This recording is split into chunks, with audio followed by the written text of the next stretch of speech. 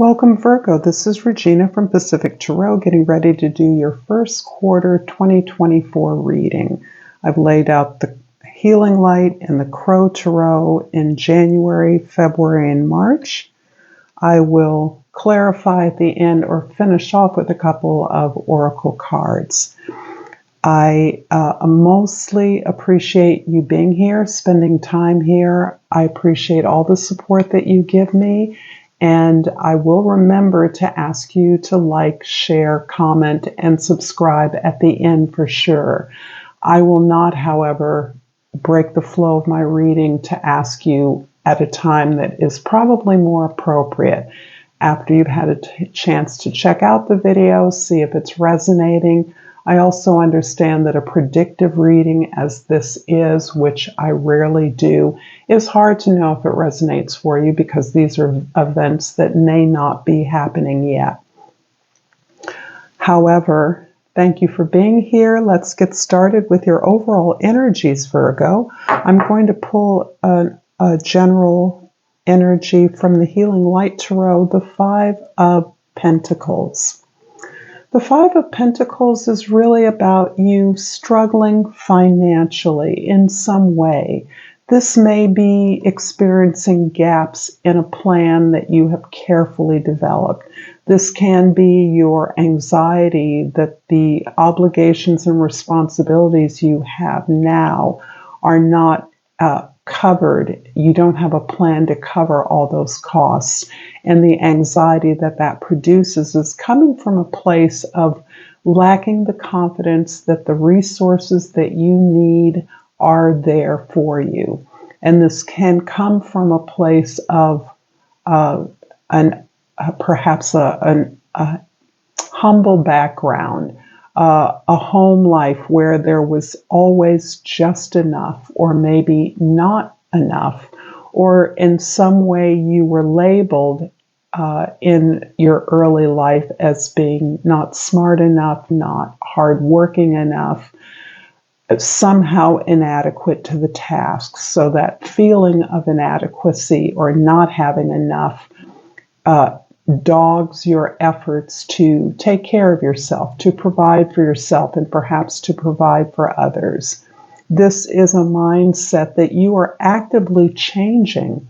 This is you really intending to change this cycle, to break the cycle, but you are falling back, my sense, Virgo, on this sense of how are my resources going to cover the plans that I'm making, the changes that I'm experiencing in my life. From the Crow Tarot, your overall energy is the Tower card. And the Tower can be, in many ways, the seed that is resulting in the sense of needing to cover your bases as the result of some unexpected event. This is more often than not something unpredictable, perhaps a plan not going according to what you intended. Things may not be working out as you had hoped, and that may be causing the sense of unpreparedness, not able to cover all your bases, and to be anxious about the fallout, when in many ways the fallout is less important than the opportunity that this change brings to you. This is absolutely a change for the better, a blessing in disguise, some shift in the structure of your work, your life, your community, your home that is opening up new possibilities that are in much greater alignment with building the sense of abundance that would feel adequate for you, that would not hold you back. And that is key. This may not feel good at the time that it occurs, and I'm projecting this into the first months of 2024, but you can well be experiencing this change in your workplace, in your home life at this time, and still experiencing more of the positive consequences of this change as you move through it and begin to as the dust clears and you see the opportunities that are opened up here. So my sense is that these worries are premature, but I understand they're worries nonetheless. The Five of Cups in January, the Queen of Swords, and the Three of Wands. Great. So the Five of Cups is also highlighting another area where you're desiring change. And that is really with respect to your perspective on the past.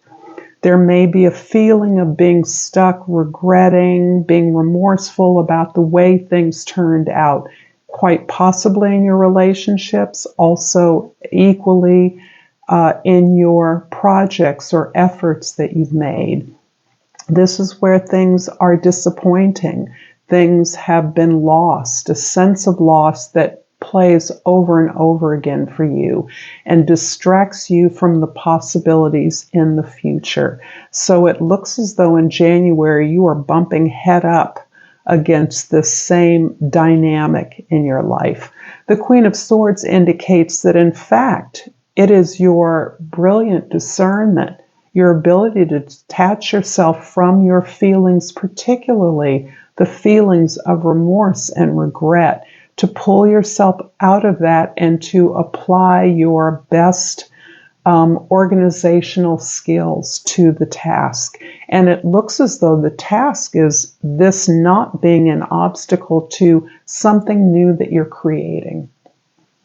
There is a birth in January that you are perhaps feeling events of the past, a lack of resources, the unexpected changes as possible derailments from this beginning. But in fact, these derailments are lending more resources, ideas, connections, and perspectives to the possibilities for how this project is going to unfold, how you're building this project. Perhaps new connections come in through the loss of old connections. Perhaps being forced to take on another position in a company that is downsizing may give you new kinds of skills or new access to new information that you didn't have in the past. But this is all helping you to build this very exciting and creative new beginning for yourself. In February, we have the Knight of Wands, the Knight of Swords, and the Knight of Wands repeated. I love this.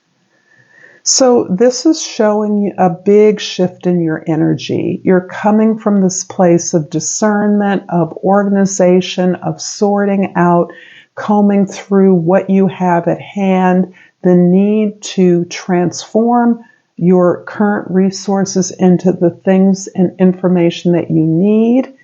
And that shifts to continuing to be curious about the nature of the possibilities before you. You do not relinquish that, but instead you shift to this energy of creating this new beginning, this inspiration, this desire to move forward with what appears to be something in greater alignment with your desires, with your values, with your own goals, something that is moving you ahead, forward, something that you feel is determined. You feel you have been given almost like a kiss of fate through this unpredictable change, something that may have seemed disastrous. The blessing in this is emerging as inspiration to you, as motivation for you to put this together. This may be bringing more individuals, like-minded people into the mix as part of a team that helps you put this new thing together, this new project, business, relationship, or combination of those things so that you're moving into a new outward-facing direction. You're anxious to make your resources and skills available to others. You're anxious to do that in for an unfamiliar territory.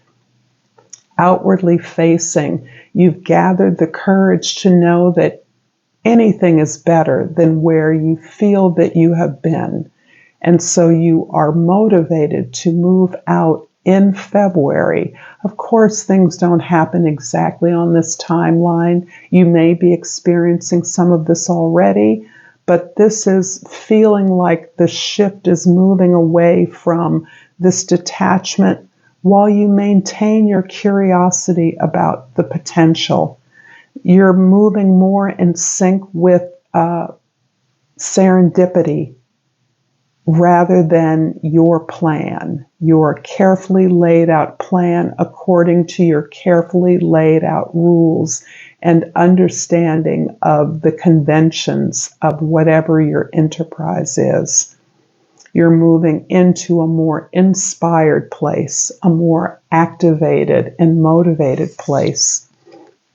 In March, the Death card, the Fool card, and the Five of Wands. So you have 3 fives, which is really a lot of change, a lot of the desire for change is what I'm getting from this. And it is in response to the shattering, perhaps, of a carefully laid out plan that you have had. Maybe something was going well and it, as a result of an unexpected change, has nosedived. And here you are in March, or in this general area of the beginning of spring, perhaps the end of winter, really experiencing a rebirth. Through the efforts you've made, you've opened yourself up to recognizing and letting go what doesn't work for you, releasing this past, celebrating the destruction of an old structure or an old set of procedures or rules that you have inhabited for a while. You are now relishing, making space for this rebirth as the Fool, which could not be more beautiful. You are releasing yourself from a lot of the expectations of others as you move through the changes that you yourself are inspired to make in the face of some unexpected changes. So here you have gathered a greater sense of faith in yourself, a greater trust in the universe that you have what you need to face any challenges. You're not sure where this new creation is going. You're not sure of the destination, but you are absolutely confident that it will be beautiful and you will have a brilliant time getting there.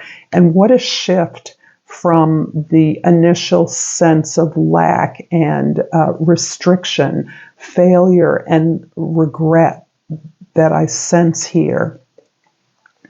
I hope this is resonating for you, Virgo. If so, please like this video. Please share this with someone who might find it useful or entertaining. Please comment below. As you know, I love your comments. And subscribe to my channel, Pacific Tarot. And I pull the Golden Healer Quartz. And the key mantra is open the door. I love that. And I'm also going to pull a language of flowers for some additional support. And I pull the African violet. And the key word is spirituality.